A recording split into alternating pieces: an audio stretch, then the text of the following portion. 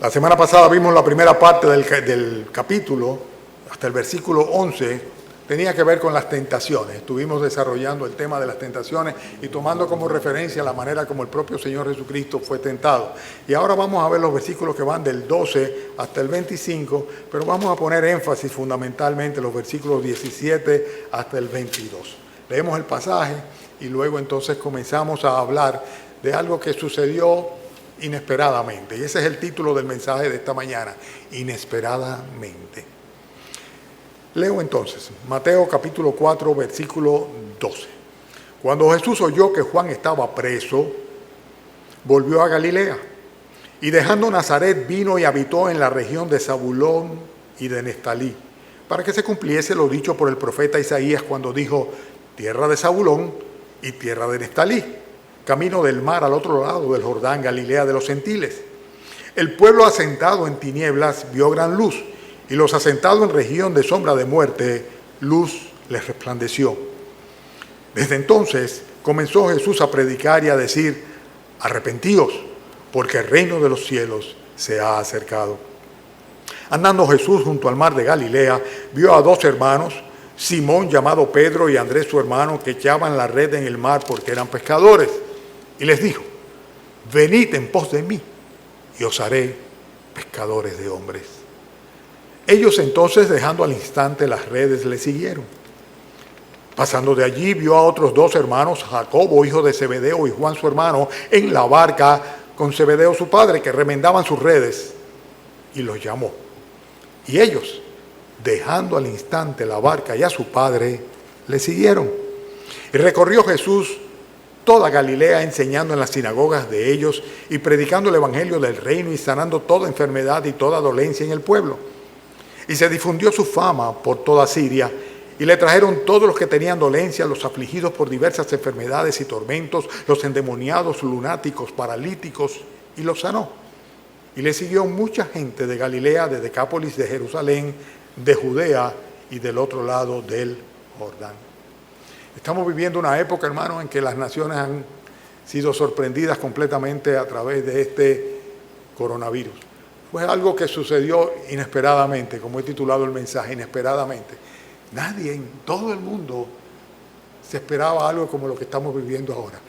Algunos dicen que parece, aún los científicos dicen que parece un asunto de ciencia ficción, que parece que estamos viviendo una película épica, ¿verdad?, en la cual pues se relata un episodio muy fundamental para el fin de la supervivencia o la sobrevivencia de la raza humana.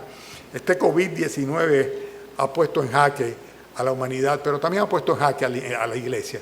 Ha puesto en jaque a la iglesia porque es una época de prueba, es una época de filtro, sin lugar a dudas, y es una época también de confirmación, ¿verdad? Y va a depender de cómo reaccionemos los verdaderos creyentes. Algunos en esta época vamos a salir fortalecidos, vamos a salir confirmados, ¿verdad? Y otros, por el contrario, vamos a salir avergonzados. Y estoy generalizando para todos aquellos que profesan ser cristianos. Otros posiblemente no superaremos la prueba si de eso se trata, y algunos inclusive pues terminarán dispersos por todos lugares, y será un tiempo en particular en el cual ya no tendrán que disimular más el ser creyente, de que no tendrán que mezclarse con el rebaño de las ovejas, ¿verdad? Porque sencillamente no hay más que excusas que ellos consideren válidas para poder apartarse. Pero, hermanos, este ha sido un tiempo en el cual nosotros deberíamos de ver las cosas bajo la perspectiva bíblica. En Mateo capítulo 24, el Señor advirtió cuando dijo, se levantará nación contra nación, reino contra reino. Dice, y habrá pestes y hambres. Dice, y habrá también terremotos en diferentes lugares. Y dice, y todo eso va a ser solamente principio de dolores. Y lo que estamos viendo ciertamente es la cercanía, la evidencia de que el Señor Jesucristo está pronto a venir, porque los dolores de parto para la tierra, para el globo terráqueo en general han comenzado. Y de hecho, hoy día se están sufriendo. Y no sabemos todavía cómo va a parar esto. Hay una expectativa tremenda en función de que tendremos una vacuna que resolverá los problemas, y la pregunta es cuántos millones de habitantes morirán antes de que el Señor permita que esto suceda. Digámoslo en otros términos, ¿cuántos millones de habitantes van a morir antes de que el Señor cumpla su propósito? ¿Cuántos falsos creyentes van a ser evidenciados? ¿Y cuántos, por el contrario, van a venir a los pies de Jesucristo clamando por piedad y misericordia, conscientes de que lo que está sucediendo responde a la autoridad soberana de un Dios que tiene poder por sobre todas las cosas? Y esto es algo que para nosotros los cristianos es una gran consolación. Hay eventos en la vida de una persona en particular que marcan, sin lugar a dudas, eventos que son tan importantes. Por ejemplo, nosotros celebramos los nacimientos, los cumpleaños, y los celebramos todos los años, ¿verdad? O sea, una vez y otra vez y otra vez. Pero no solamente eso, también cuando nos graduamos de un nivel determinado, tal vez como profesionales o aún inclusive cuando nos graduamos de secundaria o nos graduamos en la primaria, pues tendemos a celebrar por el hecho de que son días en los cuales realmente consideramos que se cumple un plan, un propósito, un proyecto, ¿verdad? Y consecuentemente tenemos mucho por lo cual dar gracias. También hay veces que se trata de momentos en los cuales se sucede un accidente, una desgracia. El día de nuestro matrimonio es un día tan importante en nuestra vida, el día que nos nace el primer hijo. Son días que quedan en nuestra memoria, ¿verdad? Y que realmente queremos que no pasen desapercibidos, queremos rememorar. Cuando hay una muerte, ¿verdad?, de un ser querido, de un padre, de un abuelo, de un hijo, de una madre. Son cosas que no se olvidan jamás, que marcan definitivamente nuestra existencia. Pero hay un día muy en particular, un día en el cual de repente, tal vez cuando menos nos lo esperábamos, nuestra vida cambió radicalmente. ¿Saben qué día fue ese? El día de nuestra conversión. El día de nuestra conversión. El día en el cual reconocimos a Jesucristo clavado en una cruz por nuestros pecados, clamamos a Él por misericordia y Él aplicó su justicia en nosotros, nos perdonó, nos salvó y nos dio una nueva naturaleza, una nueva vida y nos recogió, nos incluyó dentro de la familia de Dios. Este es un día muy especial y nosotros estamos viendo un día muy especial que le sucede aquí a algunos de los que vendrían a ser los apóstoles de nuestro Señor Jesucristo. Fíjense que el versículo 18 enseña algo muy particular. Cuando vamos al capítulo 4, versículo 18, dice que andando Jesús junto al mar de Galilea, Cafarnaúm era una ciudad que estaba al borde del mar de Galilea, le estaba andando alrededor del mar de Galilea, y era una ciudad marítima, Cafarnaúm, donde se había ido a vivir. O sea que lo más común era ver personas pescando en el lago, gran lago, el lago de Genesaret. Es un mar de lo grande que es, ¿verdad? Y dice que comenzó a andar junto al mar de Galilea y vio a dos hermanos, Simón llamado Pedro y Andrés su hermano, que echaban las redes en el mar porque eran pescadores. Y es interesante el hecho de que todo comenzó como con una mirada. Dice en el versículo 18 aquí que el Señor vio a dos hermanos. Y si se van al versículo 21, se van a dar cuenta que cuando dice pasando de allí, vio a otros dos hermanos, Jacobo, hijo de Zebedeo, y Juan su hermano, que estaban también trabajando como pescadores junto con su padre en la barca. Todo comenzó con una mirada. Y esto es muy importante, muy interesante, porque cuando uno menos se lo imagina, si Dios pone los ojos sobre uno, ¿verdad? Si Dios pone sus misericordiosos ojos sobre nosotros para tomarnos en cuenta, nuestra vida cambia absolutamente, radicalmente. Y muchas veces sucede esto cuando uno menos se lo está esperando, cuando uno tiene su mente en otras cosas, cuando inclusive está su corazón dedicado a otros favores o a otros amores, ¿verdad? Pero en un momento dado, Dios en su misericordia y en su soberanía hace así y te mira. Y te mira con unos ojos muy particulares.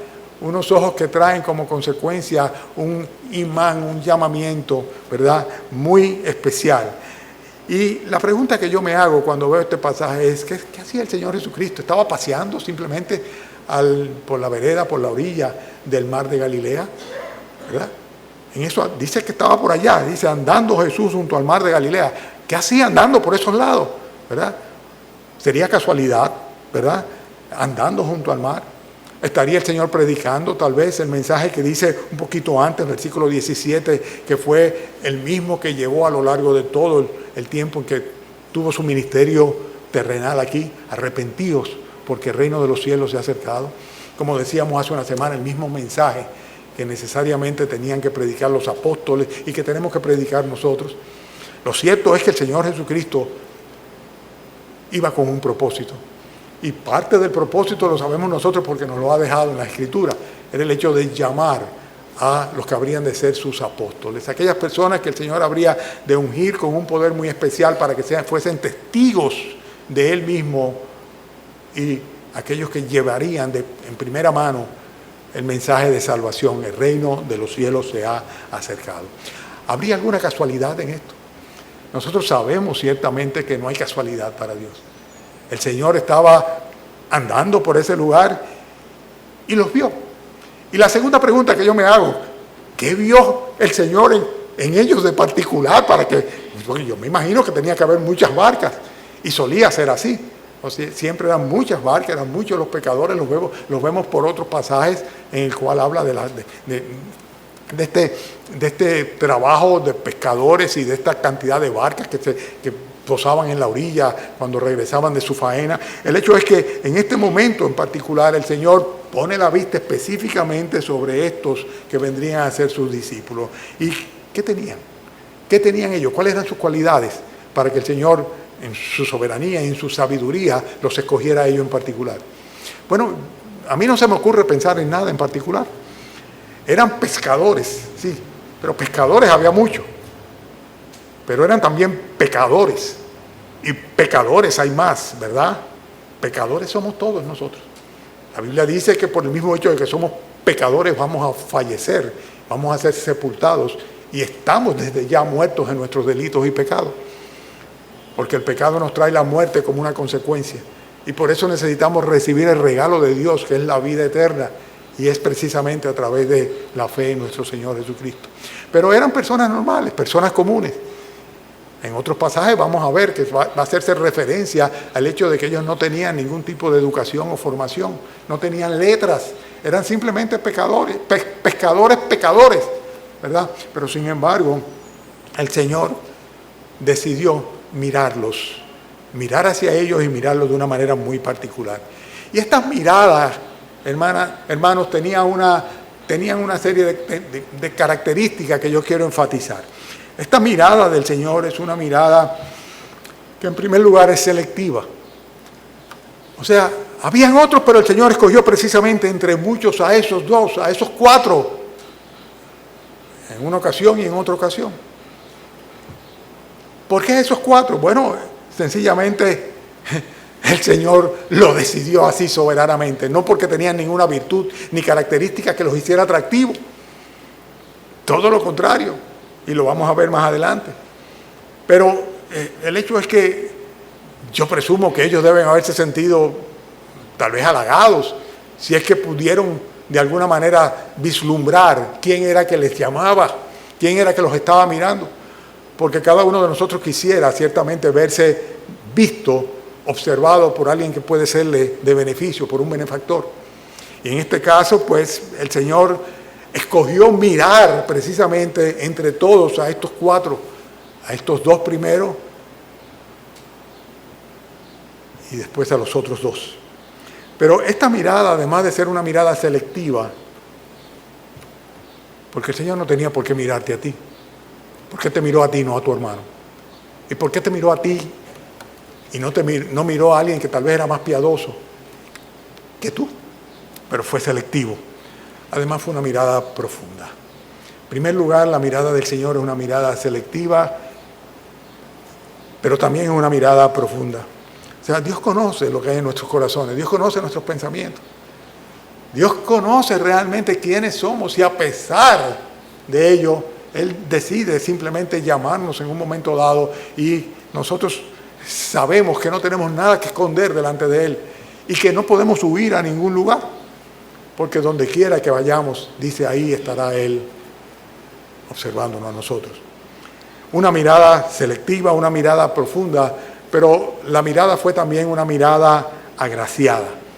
Cuando te ven y te ven con buenos ojos y te ven para bendecirte, como era en este caso, era una llamada de bendición.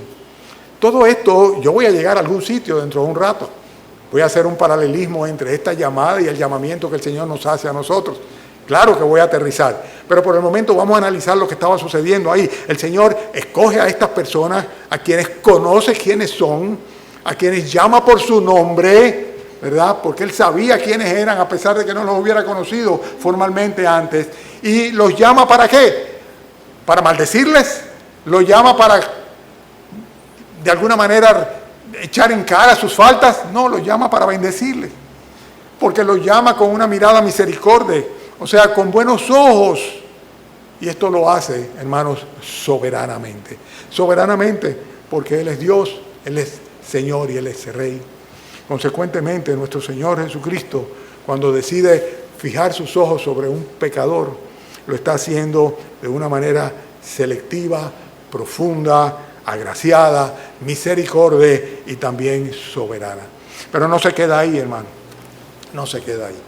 Hay todavía otras cosas muy características en cuanto a esto que comienza con una mirada, con el propósito de que el Señor escogiese a estos simples hombres pecadores para misión muy particular, la misión de expandir el Evangelio. Hermanos, hay otros ejemplos en la Biblia. ¿Se recuerdan el caso de Zaqueo? Zaqueo se subió en aquel árbol y sencillamente dice que el Señor pasaba por ahí y hizo así y dijo: Zaqueo, voy para tu casa. Parafraseando, lógicamente, ¿no? Dice que le miró. Lo que menos se imaginaba Zaqueo es que cuando él lo que estaba tratando de ver al que pasaba por allá era que él iba a ser visto, destacado, seleccionado, conocido, bendecido soberanamente por aquel que le dice: Zaqueo, es necesario que hoy pose yo en tu casa. Hermanos, hay otro caso también en la Biblia que llama mi atención, y es el de Bartimeo, el ciego, que se empeñaba una vez y otra vez en gritar en medio de una multitud para que el Señor tuviera misericordia de él, porque oyó decir que por ahí venía el Mesías. Y dice que el Señor se detuvo y le miró. Cuando el Señor mira a una persona, debe sentirse sumamente dichosa y privilegiada, porque el soberano Rey de reyes y señores hace una pausa, por así decirlo, ¿verdad?, para fijar los ojos en un simple mortal pecador que no merece otra cosa que simplemente ser machacado por causa de su pecado. Y sin embargo, en uno y otro caso, el Señor pasa, les mira para bendecirles. Hermanos, luego de esta mirada, inmediatamente sigue un llamado. Versículo 19, fíjense cómo dice: Él les dijo: venid en pos de mí y os haré pecadores de hombres. El versículo 21 de nuevo dice: pasando de allí vio a otros dos, a Jacobo y a Juan, ¿verdad? Y dice que remendaban sus redes y, versículo 22 dice, y 21, y los llamó. Estamos hablando de algo que ellos no se estaban esperando, fue completamente inesperado.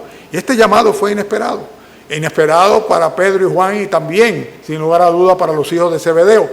Fue algo que no se lo estaban esperando, ellos estaban en otra cosa absolutamente. Y el llamado del Señor, hermanos, es personal. Él no llamó a todos los pescadores, sino llamó específicamente a Pedro y a Juan, y llamó aquí de una manera muy clara a Jacobo y a Juan su hermano también, los hijos de Zebedeo. O sea, Pedro y Andrés, primeramente, y luego Jacobo y Juan. O sea, el hecho es que el Señor hizo un llamado muy personal, muy particular, pero es interesante que el llamado del Señor, que se tipifica en este venid en pos de mí, también se convierte en algo universal. En Isaías capítulo 45, el profeta dice en el versículo 22, de parte del Señor: mirad a mí y sed salvos todos los términos de la tierra. O sea, todo el mundo, si puede mirar hacia mí, dice, también va a ser salvo. Pero para esto es necesario que haya un llamamiento, y un llamamiento individual. Y el llamamiento del Señor es personal, y la respuesta tiene que ser personal. O sea, Pedro no podía de ninguna manera responder por Andrés, ni Andrés por Pedro, ni Juan por Jacobo. Cada uno tenía que por sí mismo responder al llamamiento del Señor. Esto es interesante también. Porque inesperadamente el Señor te llama y tú dices, no, sí, perfecto, yo voy, pero déjame primero. No funciona así. No funciona así. Dice la Escritura que cualquiera que poniendo la mano en el arado mira hacia atrás no es apto para el reino de los cielos. Y cualquiera que dice, déjame primero terminar la faena con mi padre, porque no lo quiero dejar aquí en la barca, porque él solo con las redes no puede quedarse, no está apto realmente para el reino de los cielos. Estoy haciendo en referencia a otros pasajes bíblicos en las enseñanzas que el Señor hace sobre el reino de los cielos. El hecho es que el llamado es un llamado personal, al mismo tiempo que es universal, ¿verdad? A todos los términos de la tierra. El Evangelio debe ir a todos lados. El llamado del Señor a conversión, a arrepentimiento, a venir a cuentas junto con Él, pues es algo que realmente es para toda la humanidad. Pero el Señor lo aplica de una manera personal. Consecuentemente, yo no puedo hacer nada por mis hijos. Yo no puedo hacer nada por mi familia. O sea, no es algo hereditario, no es algo absolutamente que yo pueda responder o salir o dar la cara por otra persona. Cada quien tiene la responsabilidad de dar una respuesta personal cuando Dios llama. Y ¿saben algo más? Cuando Dios hace un llamado a una persona, no puede evadirlo, porque cualquier intención de evasión no es otra cosa que un rechazo. Decirle al Señor, espérame, tenemos ejemplos en las Escrituras, espérame hasta que yo no es apto para el reino de los cielos, dice la palabra de Dios. El llamado es un llamado que siempre va a ser inesperado. Es cuando Dios decida hacerlo y lo va a hacer de una manera personal. Y si el Señor te llama a ti, tú tienes que responderle, porque no responderle es sencillamente rechazarle. Y esto es algo que debe quedar muy claro. Ellos los cuatro, respondieron. ¿Respondieron cómo? Poniendo por obra lo que el Señor le estaba demandando. Venid en pos de mí, ir detrás de Él. Sígame. Dice que ellos dejaron al instante las redes y le siguieron. Es un llamado muy específico. En este sentido también quiero que sepan que el Señor no lo llamó varias veces. Una vez lo llamó. Hizo un solo llamado. En Mateo la Escritura dice que el reino de los cielos es semejante a un rey que hizo fiesta de boda a su hija. Y dice que envió a sus siervos a llamar a los convidados. Dice, mas estos no quisieron venir, no tuvieron otra oportunidad.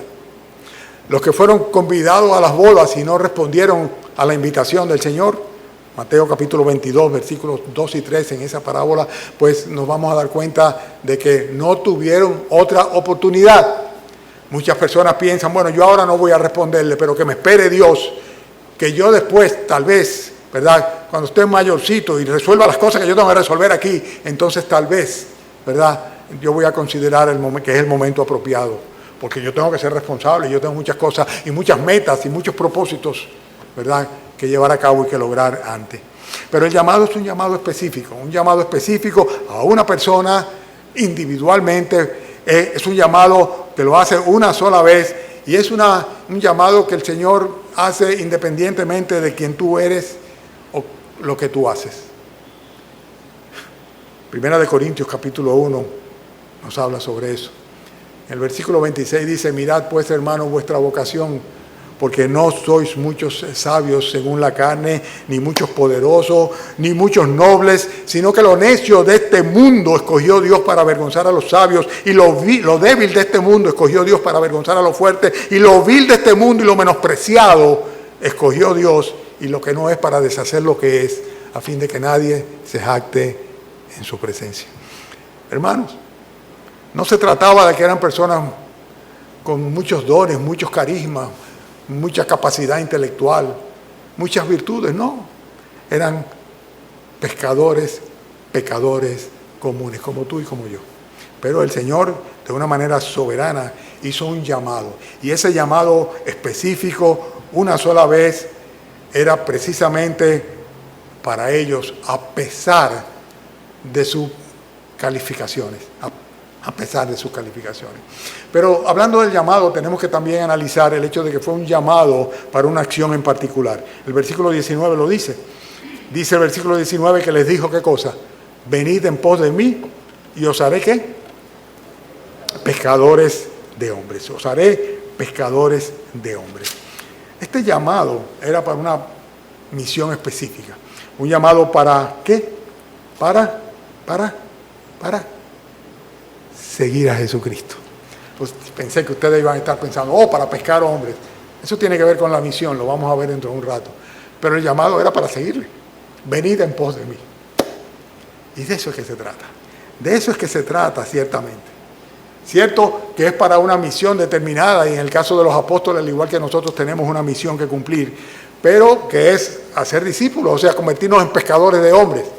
Sí, pero es interesante el hecho de que se trataba de seguir a Jesucristo, no de seguir a una religión, no de venir y convertirte en bautista o en evangélico, o no de seguir a un ser humano, no de seguir religiones o filosofías o creencias. Es de seguir a la persona de nuestro Señor Jesucristo. Por eso somos cristianos, porque andamos en pos de Él, porque le seguimos a Él, porque Él es nuestro líder, Él es nuestro todo. Y cuando los discípulos recibieron el llamamiento, no recibieron el llamamiento, sino para seguir a Jesucristo. Venid en pos de mí. Y tal vez tú dirías, bueno, lo que pasa es que ellos sabían a quién estaban siguiendo. No tenían más luz que nosotros. Nosotros conocemos hoy día por la palabra de Dios más de Jesucristo y a Jesucristo que lo que ellos podían haberle conocido, cuando ciertamente, según lo que la Escritura parece revelar, nunca la habían visto antes. Apenas comenzaba su ministerio el Señor Jesucristo. Se acababa de mudar a Capernaum. No le conocían realmente. Pero aquel llamado irresistible del Señor no pudieron recibirlo. ¿Por qué? Porque el llamado del Señor, además de ser un llamado personal, no obstante sea universal, y además de ser un llamado específico, además de ser un llamado particular, sobre todo es un llamado eficaz. Es un llamado eficaz. Sobre esto se ha hablado tanto. Se ha hablado tanto y los teólogos les encanta hablar sobre esa realidad. Pero ciertamente es así. Cuando el Señor dice, venid en pos de mí, dice, y os haré, yo os haré. Y esto es interesante, porque la eficacia de aquel que es llamado no va a depender ni de los mensajeros, ni tampoco de los mismos llamados. Cuando el Señor llama a una persona, no obstante puede utilizar al más noble de los predicadores, a la larga la eficacia del llamado va a depender del propio Señor. Esto es algo en lo que descansamos los pastores y los que enseñamos la palabra de Dios. Porque si no, óyeme, nos sentiríamos tan mal midiendo nuestras ineficacias, nuestra incapacidad, nuestra ineptitud. Pero sin embargo descansamos en el Señor. Si el llamado viene de parte de Él, va a llegar a tu corazón, va a ser aprobado por tu mente, va a mover tu voluntad y vas a confesar a Jesucristo como tu Señor y Salvador y te vas a convertir en un verdadero seguidor de Cristo. Así es, así funciona. Es un llamado eficaz. Cuando el apóstol Pablo en Primera de Tesalonicenses se refiere a ellos, les escribe a ellos hablando sobre la santificación que debía estar en la iglesia, cuando dice, y el Dios de paz os santifique por completo, dice luego, fiel es el que os llama, el cual también lo hará. En otras palabras, Pablo confiaba en que aquel que había llamado a los hermanos de Tesalonicenses para que le siguiesen a él, también lo santificaría. Haría la obra de santificación, la cual le deseaba el apóstol Pablo para todos los hermanos de esta congregación. Hermanos, el llamado del Señor es un llamado eficaz. Él dice, yo os haré, es un llamado sin lugar a duda para salvación. La Biblia dice que nosotros somos salvos por medio de la fe, ¿verdad? Por gracia. Pero dice también que esto no es de vosotros, sino que es un don de Dios. La salvación es un regalo de Dios, la fe es un don de Dios y el llamado es un llamado del Señor también. Y por eso dice el Señor, el que oye en mi palabra y crea al que me envió tiene vida eterna y no vendrá a condenación, mas ha pasado de muerte a vida. Si el Señor te llama, pues sencillamente lo va a hacer con la eficacia suficiente como para que tú no puedas resistir el llamado y tengas necesariamente que reconocerte pecador, pecadora delante de Él, humillarte delante de Él y simplemente seguirle. Hacer de Jesucristo tu norte, tu guía, tu fin, tu propósito en la vida. Hermanos, la misión era pescar hombres. Versículo 19. Y les dijo, venid en pos de mí y os haré pescadores de hombres. Mi única experiencia con la pesca no es buena. Era un jovencito, estaba de vacaciones con unos amigos en Puerto Rico. Ellos tenían un yate, una casa en la playa. Todavía hoy día son fanáticos de la pesca, ¿verdad? Ya personas abuelas. Pero en aquella época, recuerdo, tal vez tenía unos 17, 18 años, pues salimos a pescar al Curricán en aquella lancha. Y yo me mareé. Estaba listo, ¿verdad? Y mareado lo que hice fue que sencillamente me metí en la cabina de la lancha. Era una lancha bastante grande. Y ahí estaba tratando de que se cansaran pronto y volvieran a tierra. Pero de un momento a otro, dominicano, ven, corre, ven para que saque este peje. Y me han dado la vara, ¿verdad? Y me han comenzado y explicaban qué tenía que hacer y cómo lo hacía y me estaban ayudando. Cuando finalmente salió el pez, era una lata. ¡Ay, qué cuerda me dieron! Burlándose de mí, ¿verdad? Me pusieron a dar una lata. Eso sí, se me quitó el mareo. Yo no sé si por el pique, ¿no? Por la molestia, por la ira de ver que se estaban burlando de mí, el amor propio herido, ¿verdad? O simplemente porque el esfuerzo superó, ¿verdad? Orgánicamente con la adrenalina, ¿verdad? Aquella situación de vaído, de mareo que tenía. Pero no tengo experiencia con las pescas. O sea, no voy a hablar como quien sabe de eso. Pero sí sé que hay diferentes tipos de pesca. Hay pescas que son de arrecife, otras que son de orilla. Hay pescas que son de profundidad. Buceé mucho tiempo, ¿verdad? Y en ese sentido sí puedo decir algo. Hay pesca a la que le llaman el curricán, ¿verdad? Que es a través de un bote, donde la carnada es ficticia. Hay pescas que son en aguas mansas, hay pescas que son en aguas corrientes. Se pesca con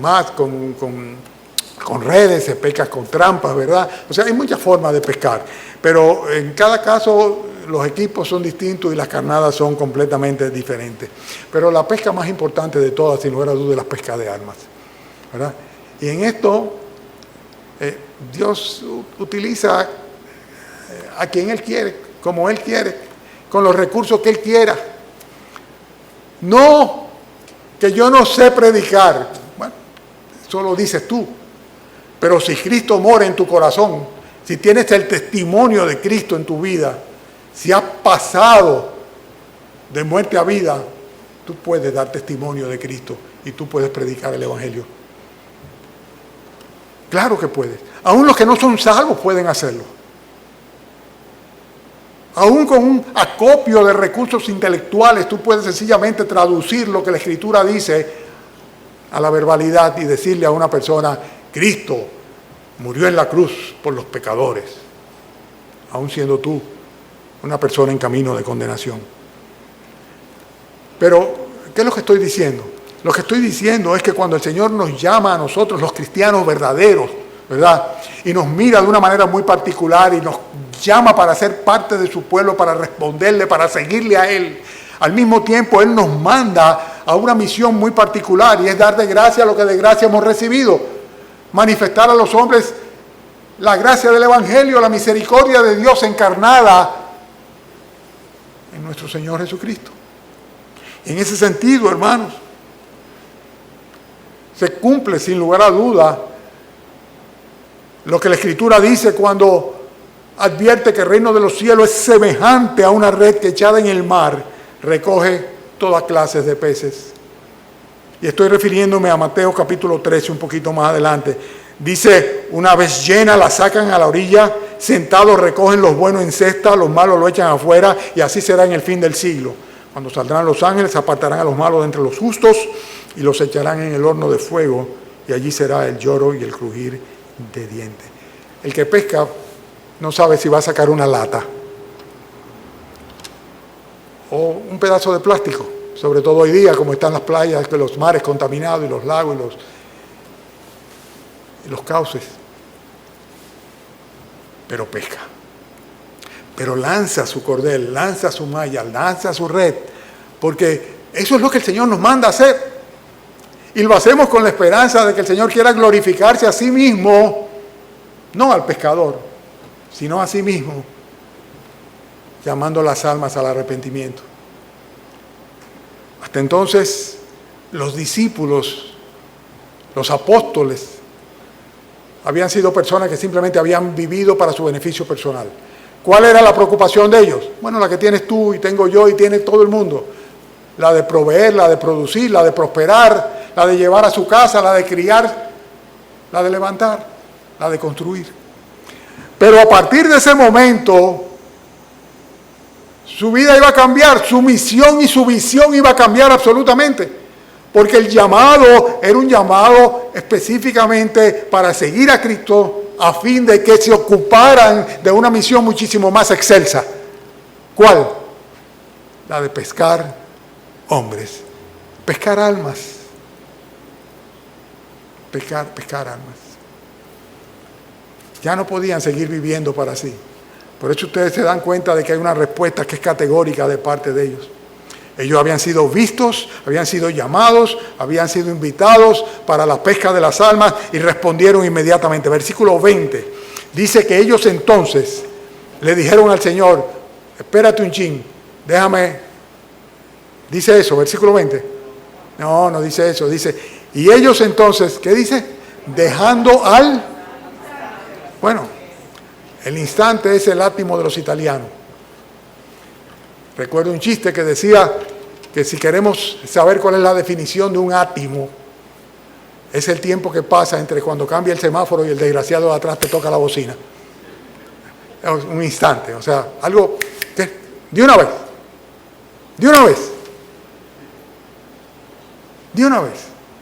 Dice, y ellos entonces, dejando al instante las redes, le siguieron. Ahí nos dice que terminaron de subir las redes, ¿verdad? Ni que sacaron los peces de entre las redes, ni mucho menos. En el versículo 22 de nuevo, estaban con su padre.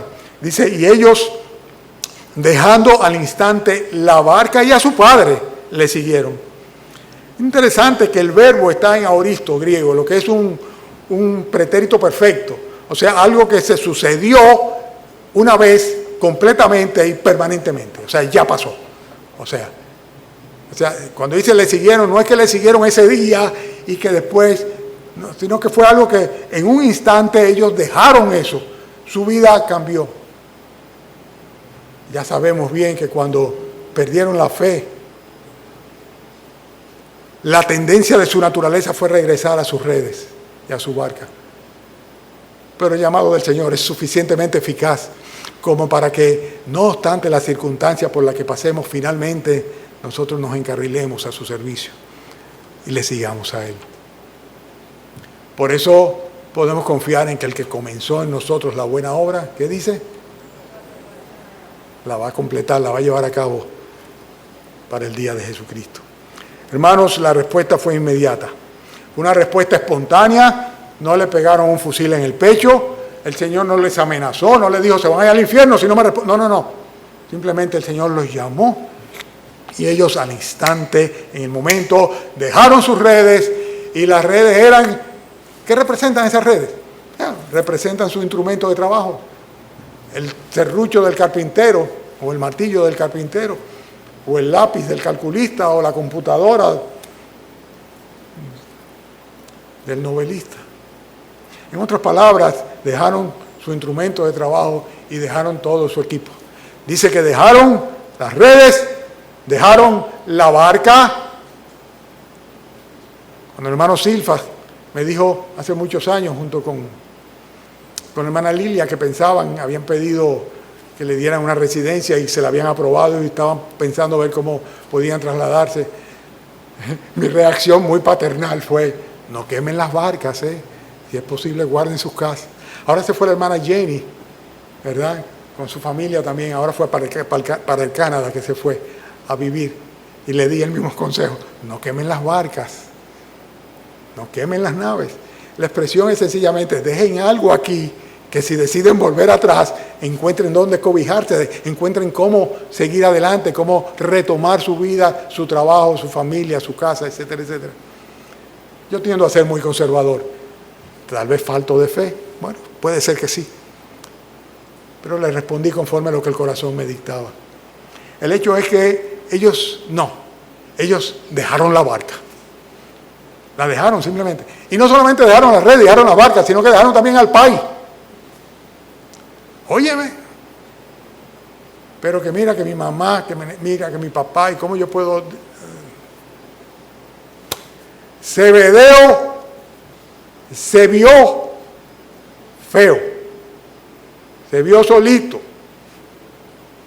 2 operarios perdió ese día, porque simplemente el Señor pasó por allí, los miró, los llamó y los salvó.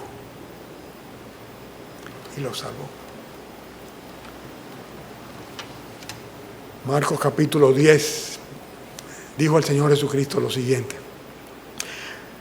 respondió Jesús y dijo: de cierto os digo que no hay ninguno que haya dejado casa o hermanos o hermanas o padre o madre o mujer o hijos o tierras por causa de mí y del Evangelio, que no reciba 100 veces más ahora en este tiempo casas, hermanos, hermanas, madres, hijos y tierras con persecución,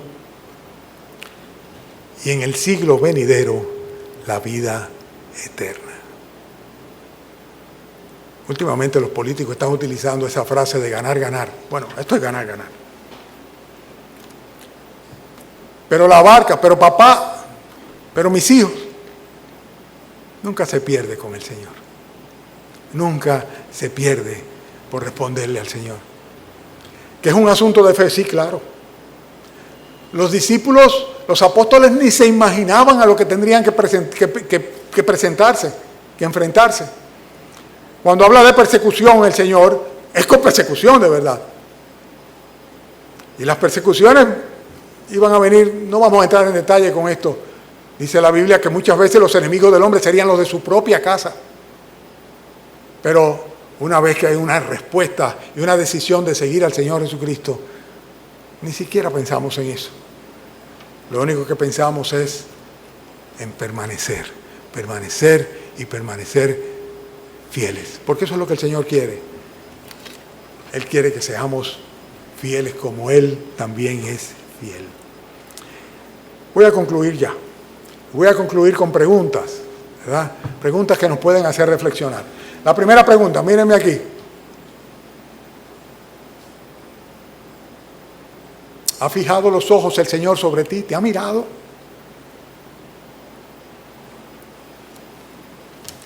Porque si el Señor te ha mirado,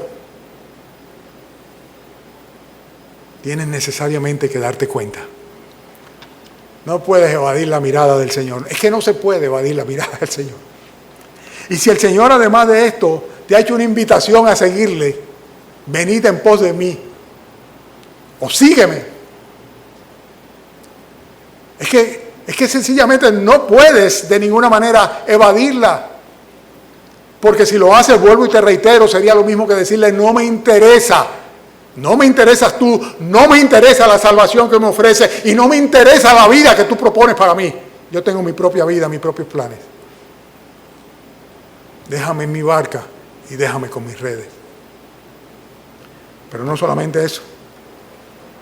La próxima pregunta necesaria es: ¿estás dispuesto o dispuesta a que tu vida cambie de dirección? ¿Estás dispuesto ciertamente a tener una nueva misión, una nueva visión, a darle a tu vida un nuevo sentido? Porque eso es lo que el Señor quiere hacer contigo. No es que tú sigas igual, que digas, sí, yo vengo hoy aquí, confieso mi pecado y recibo a Jesucristo como mi Señor y mi Salvador y yo voy al cielo. Eso es pura palabrería. Así como de eficaz es el llamado del Señor, así es de eficaz la respuesta y la consagración si es genuina. ¿Estás tú dispuesto a cambiar tu vida? A no anteponer ningún asunto, no colocar ningún obstáculo, no poner ninguna condición a que Cristo reine y gobierne y dirija y mande sobre tu existencia por el resto de tu vida aquí y hasta la eternidad. ¿Quieres responderle positivamente al Señor Jesucristo? ¿Quieres decirle hoy, desde hoy y para siempre, sí, Señor, te seguiré donde quiera que vayas? Pero no como aquel que se sentía justo, sino como aquel que sabe que no merece ni siquiera ser visto por el Señor, pero que de corazón sincero agradece el favor. Vamos a orar. Padre, gracias, Señor, porque no has cesado de mirarnos con ojos de piedad y de misericordia, a pesar de quienes somos, Señor, a pesar de nuestra pecaminosidad, a pesar de nuestros pensamientos, de nuestras acciones, Señor, de nuestros corazones, Señor, de nuestras perversiones, de nuestra apatía, Señor, de nuestra indiferencia. A pesar de todo eso, Señor, tú has tenido misericordia y has tenido, Señor, a bien fijar tus ojos en nosotros para llamarnos, Señor, a seguirte.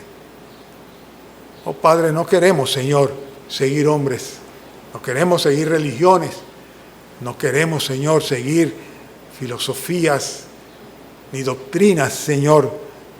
Solamente queremos seguirte a ti, Señor.